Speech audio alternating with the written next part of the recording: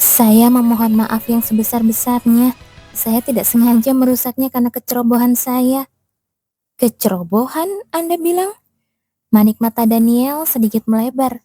Ekspresi wajahnya mengisyaratkan bahwa ada banyak sekali pertanyaan yang ingin dia lontarkan. Namun dengan kecepatan yang luar biasa, dia segera menata kembali raut wajahnya dan menundukkan kepalanya dalam-dalam. Sepertinya saya telah memberikan pusaka suci yang cacat produksi kepada Anda. Saya akan menggantinya dengan yang baru. Daniel segera memanggil pendeta bawahan lainnya untuk membawakan kalung pusaka suci yang baru. Tidak butuh waktu lama, sebuah kalung baru telah diletakkan secara terhormat di hadapan Camilla. Silahkan Anda mencobanya. Baiklah kalau begitu. Sembari mengulas senyum cerah, Camilla mengulurkan tangannya dengan ekspresi polos tanpa dosa untuk mengambil kalung tersebut. Tentu saja menggunakan tangan kanannya. Astaga, sesuai dugaan, tepat pada detik batu merah itu bersentuhan dengan kulit tangan kanan Camilla, percikan listrik misterius kembali mencuat dan menghancurkan benda tersebut hingga menjadi serpihan abu. Kenapa benda ini terus-menerus rusak seperti ini ya?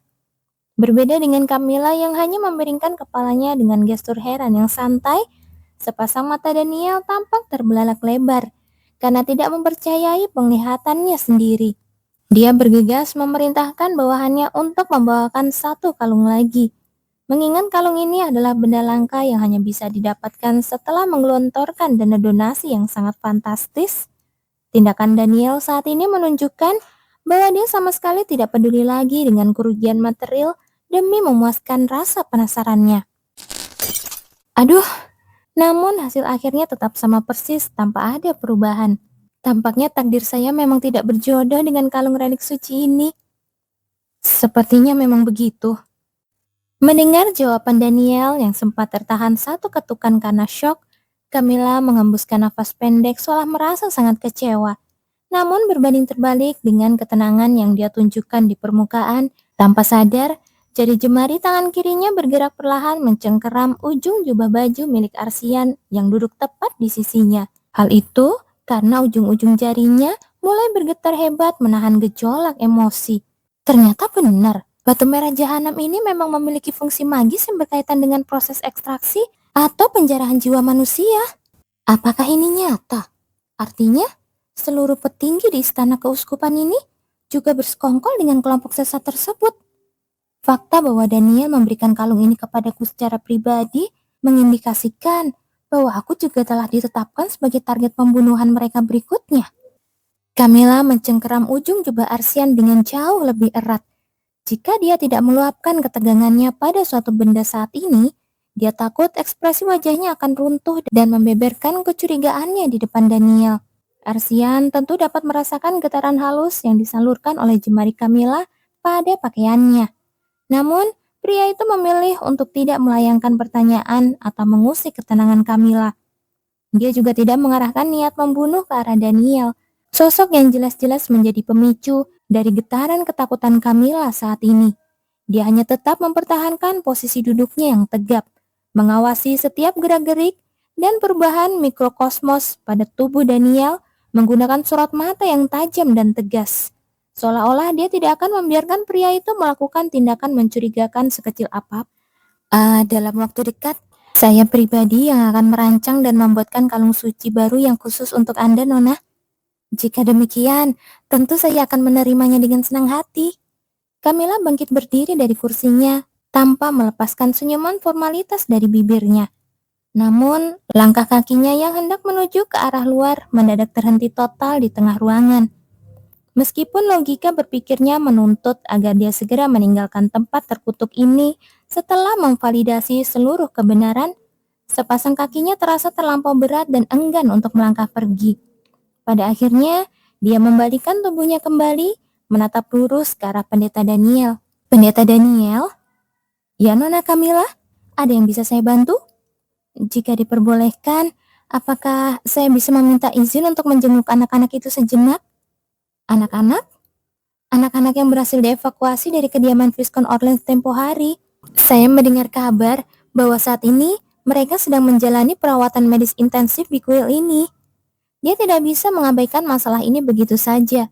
Sejak detik di mana dia mengetahui bahwa pihak kuil memiliki keterkaitan erat dengan para pelaku penjara jiwa, dia merasa wajib untuk memastikan sendiri kondisi keselamatan anak-anak tersebut. Apakah mereka benar-benar dirawat dengan layak? Apakah bajingan-bajingan ini benar-benar memperhatikan kondisi mereka? Mereka adalah kelompok buruk yang bahkan tega memperjualbelikan surat penghapusan dosa demi uang. Bisa saja terjadi kemungkinan terburuk di mana mereka sengaja menelantarkan anak-anak tersebut hingga tewas demi mengubur seluruh bukti kejahatan mereka. Jika dipikir-pikir kembali, keputusan untuk mengevakuasi anak-anak tersebut ke istana keuskupan pusat dan bukannya rumah sakit kuil biasa juga terasa sangat janggal. Terlebih lagi, dari rumor yang beredar, baik paus maupun pendeta agung sama sekali tidak mengalirkan kekuatan suci mereka untuk mengobati anak-anak itu. Mendengar permintaan tersebut, pendeta Daniel menampilkan sorot mata yang mengindikasikan rasa heran atas ketertarikan Camilla. Menyadari tatapan penuh selidik itu, Camilla segera mengulas senyuman tipis dan melanjutkan kalimatnya secara taktis. Saya hanya berpikir, jika ada hal yang bisa saya lakukan untuk membantu, maka saya akan mengerahkan seluruh aset dan koneksi dari serikat dagang serta nama besar keluarga saya untuk menemukan formula obat penawarnya. Apakah begitu? Senyuman palsu kembali terukir di sudut bibir Daniel. Tentu bantuan dari Anda akan sangat berdampak besar. Oleh karena itu, saya ingin melihat kondisi mereka secara langsung menggunakan mata kepala saya sendiri, agar saya bisa menganalisis langkah medis apa yang paling tepat untuk diambil. Baiklah, saya mengerti. Pendeta Daniel segera melangkah di depan untuk memandu Camilla menuju ruangan isolasi tempat anak-anak itu dirawat. Sejak awal, dia sama sekali tidak merasa keberatan atau khawatir karena dia tahu betul fakta medis bahwa tidak ada penawar apapun di dunia ini yang bisa menyembuhkan efek cairan tersebut. Kunjungan dari Camilla tidak akan bisa mengubah takdir kematian anak-anak itu. Lagi pula, sosok yang secara rahasia memasuk cairan pengeras gurun pasir tersebut kepada Viscount Orleans tidak lain adalah dirinya sendiri. Jadi mustahil bagi Daniel untuk tidak mengetahui efek konklusifnya. Tidak akan pernah ada obat penawar untuk racun itu. Kita sudah sampai, disinilah mereka berada. Tepat setelah melangkahkan kakinya masuk ke dalam ruangan isolasi tersebut, Camilla seketika terpaku. Dia tidak mampu mengeluarkan sepatah kata pun maupun menggerakkan anggota tubuhnya selama beberapa saat. Menahan sekuat tenaga agar jeritan histeris tidak lolos dari tenggorokannya adalah satu-satunya hal maksimal yang bisa dia lakukan saat ini. Bagaimana bisa anak-anak ini dibiarkan bertahan hidup dalam kondisi semenyedihkan ini? Kedua anak kecil itu bahkan tidak bisa membaringkan tubuh mereka dengan posisi yang layak. Mereka dibiarkan berada dalam posisi janggal yang sama persis saat pertama kali ditemukan, merintih dan menangis terseduh-seduh menahan rasa sakit yang teramat sangat. Suara tangisan yang keluar dari tenggorokan mereka terdengar sangat tipis, serak, dan penuh keputusasaan, seolah-olah seluruh energi kehidupan mereka telah terkuras habis. Camilla hendak melayangkan pertanyaan tajam mengenai mengapa tidak ada tindakan pengobatan yang signifikan, namun dia segera menelan kembali kalimatnya. Sebab melayangkan pertanyaan restoris semacam itu di hadapan anak-anak yang sedang sekarat, justru hanya akan menorehkan luka batin dan keputusasaan yang jauh lebih dalam bagi mereka. Namun Daniel tampaknya telah membaca arah pikiran Camilla, sehingga dia melanjutkan penjelasannya menggunakan intonasi suara yang berat dan penuh kepura-puraan. Saat ini, kami terus mengalirkan energi suci secara berkala demi mempertahankan sisa tanda-tanda vital kehidupan mereka. Akibat cairan kimia yang digunakan oleh Viscount Orleans, organ-organ dalam dari kedua anak tersebut telah mulai mengeras dan membatu secara konstan. Mereka saat ini hanya bisa menyambung nafas secara paksa berkat pasokan energi suci minimalis yang disalurkan oleh para pendeta kuil. Hei, buka matamu dan tetaplah sadar. Tepat pada saat itu, sebuah gelombang suara yang sangat familiar mendadak tertangkap oleh indera pendengaran Camilla. Sosok hantu pendeta wanita yang dia temui tempo hari tampak sedang berdiri menempel tepat di sisi tempat tidur anak-anak tersebut, berteriak dengan ekspresi frustasi. Akan sangat tidak adil jika kalian mati begitu saja di tempat terkutuk ini. Kalian harus bertahan hidup dengan cara apapun. Camilla sangat menyetujui kalimat tersebut. Benar, akan sangat tidak adil jika mereka harus mati dengan cara menderita seperti bajingan-bajingan keparat. Kenapa kalian tidak mengalirkan kekuatan suci tingkat tinggi dengan benar?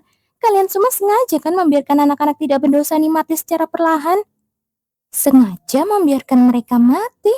Tanpa sadar, Camilla menolehkan kepalanya dan melayangkan tatapan penuh kilatan amarah sekaligus rasa tidak percaya ke arah pendeta Daniel.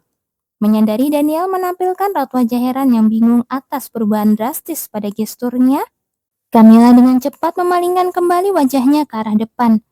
Ternyata dugaanku terbukti. Bajingan-bajingan suci ini sama sekali tidak memiliki niat untuk menyelamatkan nyawa kedua anak ini sejak awal.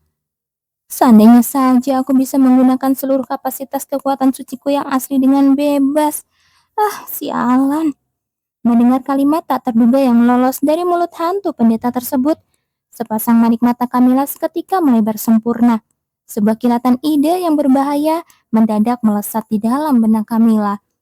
Dia segera melangkah maju mendekati area tempat tidur anak-anak, berpura-pura sedang memeriksa kondisi fisik mereka demi memperkecil jarak posisinya dengan sang hantu pendeta.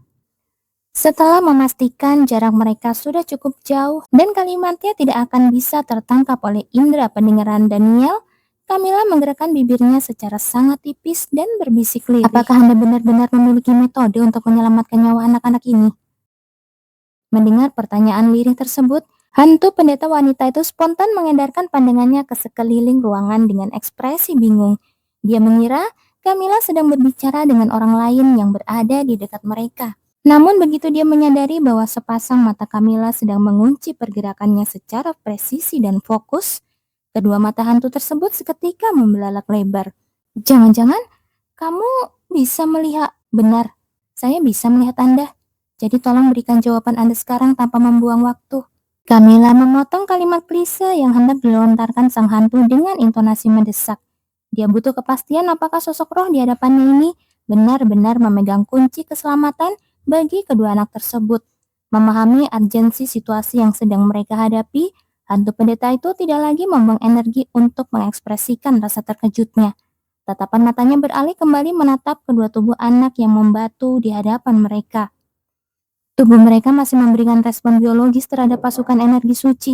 Mereka memang merespon, namun energi yang diberikan saat ini tidak memberikan efek kesembuhan apapun.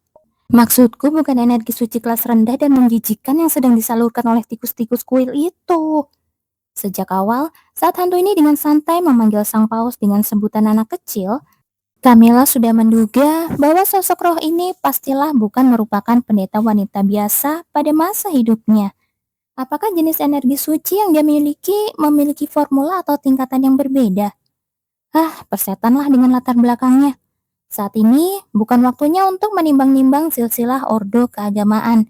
Tatapan mata Camilla yang tertuju pada tubuh kurus kedua anak tersebut tampak semakin meredup dan menggelap. Melihat anak-anak tidak berdosa itu harus meregang nyawa dengan cara yang begitu tragis, kedua tangan Camilla otomatis terkepal sangat erat hingga buku-buku jarinya memutih. Untuk kesekian kalinya, muncul sebuah letupan amarah di dalam hatinya yang membuat Camilla ingin mencari jiwa Viscount Orleans yang telah tewas untuk kemudian diinjak-injak hingga hancur menjadi debu. Masuklah ke dalam diriku. Apa? Mendengar instruksi mendadak tersebut, hantu pendeta wanita itu sempat tertegun karena tidak bisa mencerna maksud kalimat Camilla.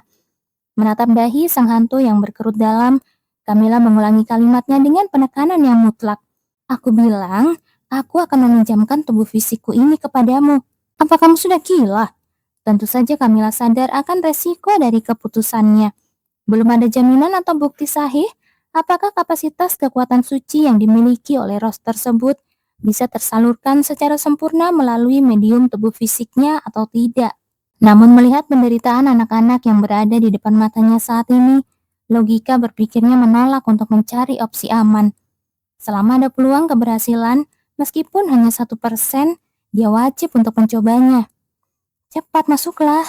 Sambil mempertahankan mulutnya yang sedikit terbuka karena shock, hantu pendeta itu menatap dalam-dalam ke arah sepasang mata Camilla yang dipenuhi determinasi tinggi. Sebelum akhirnya dia melangkah maju satu langkah mengikis jarak di antara mereka. Nona muda dari kediaman Sorpel rupanya memiliki hati yang sangat suci dan penuh dengan belas kasih. Melihat Camilla yang terus berdiri statis di sisi tempat tidur anak-anak tanpa ada niat untuk beranjak pergi, senyuman kepalsuan yang menjadi ciri khas pendeta Daniel kembali terulas di wajahnya. Meskipun demikian, Arsian yang sejak tadi berdiri diam menyimak seluruh interaksi tersebut memiliki analisis yang 100% bertolak belakang dari Daniel. Makhluk apa lagi yang sedang berinteraksi dengannya saat ini? Sebab sepasang matanya yang tajam dapat melihat dengan sangat jelas bagaimana Camilla sedang melakukan komunikasi rahasia dengan sesosok entitas gaib yang mewujud dalam bentuk kabut asap hitam pekat. Meskipun tidak mengetahui secara detail mengenai topik apa yang sedang mereka diskusikan, Arsian segera memposisikan tubuh tegapnya untuk memblokir jalan masuk, menghalangi siapapun agar tidak bisa mendekati atau mengusik posisi Camilla saat ini. Dengan aura intimidasi yang begitu pekat dan mengerikan dari tubuh sang kesatria, tidak ada satupun pendeta di dalam ruangan tersebut yang memiliki keberanian untuk melangkah melewati posisinya. Kami pun sebenarnya merasa sangat terpukul atas tragedi ini, namun sayangnya tidak ada metode medis lain yang kalimat penjelasan penuh drama yang sedang dilontarkan oleh Daniel mendadak terputus di tengah udara. Ekspresi wajah sang pendeta dalam sekejap mata berubah menjadi sangat pucat dan dipenuhi oleh kengerian yang teramat sangat. Hal yang sama juga dialami oleh seluruh pendeta bawahan yang sedang bersiaga di dalam ruangan isolasi tersebut. Ini bagaimana mungkin? Sebuah gelombang cahaya kemasan yang sangat terang dan murni seketika meledak, membanjiri seluruh sudut ruangan isolasi tersebut. Sebuah manifestasi dari kapasitas energi suci tingkat mutlak yang terlampau masif. Dan ketika sepasang mata mereka beralih menatap ke arah sosok yang menjadi epicentrum dari pancaran energi suci tingkat tinggi tersebut, seluruh manusia yang ada di dalam ruangan itu seketika terperangkap di dalam jurang kengerian yang tak berdasar. Cahaya terang tampak mengalir di sekujur tubuh Camilla. Bahkan warna rambut dan kedua matanya pun ikut berubah karena tersapu oleh kilauan cahaya tersebut.